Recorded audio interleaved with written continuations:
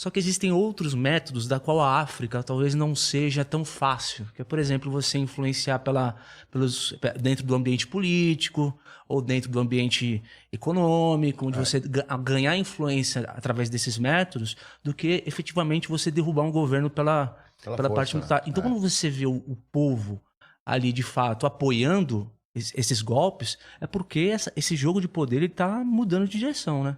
Sim. Eu sempre recomendo, assim, para entender um pouco mais esse momento que a África está passando, tem um cara... Burkina Faso também é um país que recentemente passou por um golpe. Sim. E tem um governante chamado de Ibrahim Traoré. Ele fez um discurso que até viralizou, assim, nas redes sociais, que acho que ele é bem interessante. Ele fala assim... Por que os golpes... Isso foi logo depois do golpe do Níger, né? Fala assim, por que os militares estão assumindo o poder? Primeiro que existem movimentos jihadistas ali, então existem extremistas islâmicos que deixam uma insegurança local, mas isso, assim, é o pano de fundo, não é o motivo principal. Imagino, É a desculpa, né, entre aspas. Desculpa para precisamos de segurança. Armas, Exatamente, precisamos de segurança. Só que, assim, ele fala assim, a gente tá cansado, a gente aqui da África, de ter o melhor solo do mundo, um clima sensacional para fazer diversos tipos de cultivo, recursos minerais como ouro, petróleo, diamante e tal, e tá subordinado à pobreza, e tá fadado à pobreza. A gente é o continente com o maior número de conflitos, com o maior número de refugiados, então a gente quer mudar essa situação. E hoje, como a Rússia aparece como uma financiadora, e não dá para ser inocente, é claro que existe propaganda da Rússia para que esses golpes aconteçam, né, financiando grupos para fazerem protestos, isso existe. Eu acho que a população comprou essa ideia, cansamos do imperialismo francês, cansamos do imperialismo europeu. Vamos tentar partir para um lado mais pró-Rússia, que isso pode ser bom pra gente. Isso tem a ver, inclusive, também com uma questão de pauta moral e cultural. Por quê?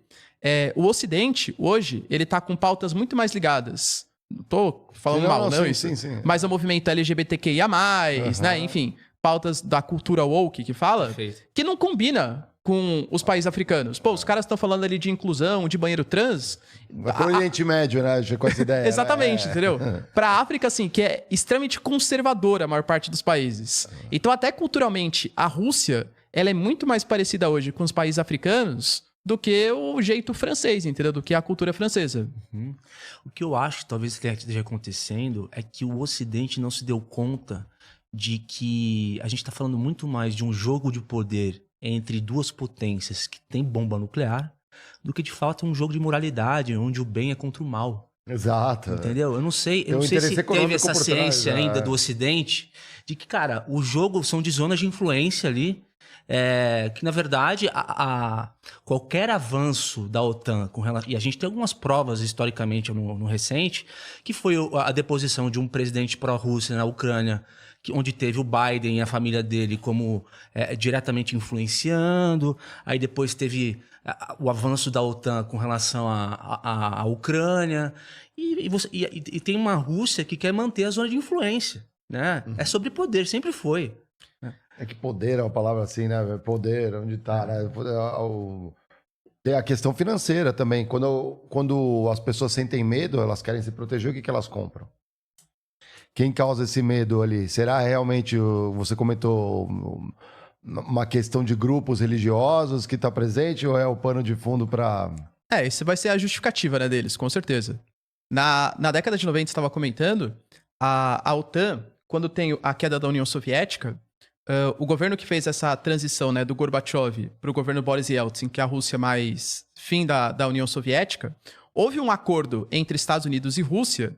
Assim, realmente, então a gente vai abrir mão dos territórios, o fim da União Soviética, exceto algumas pequenas seções, mas não foi um fim conflituoso, não teve grandes guerras para separação do que era a União Soviética, mas o acordo foi, olha, a OTAN, ela vai ficar daquele lado e vocês prometem não expandir para próximos da fronteira aqui do leste europeu.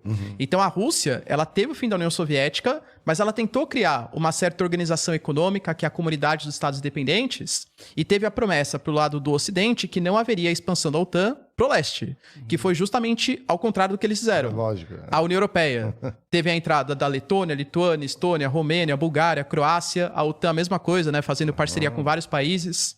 Só que na década de 90, a Rússia ela não podia combater isso porque ela tinha um governo muito fraco, estava muito ruim a Rússia na década de 90. Nos anos 2000, dispara o preço do gás natural, dispara o preço do petróleo e tem a ascensão do Putin. E o Putin, economicamente falando, ele foi super importante para a recuperação do orgulho da Rússia, o crescimento econômico da Rússia, pô, a Rússia passa a ser outra coisa nos 2000.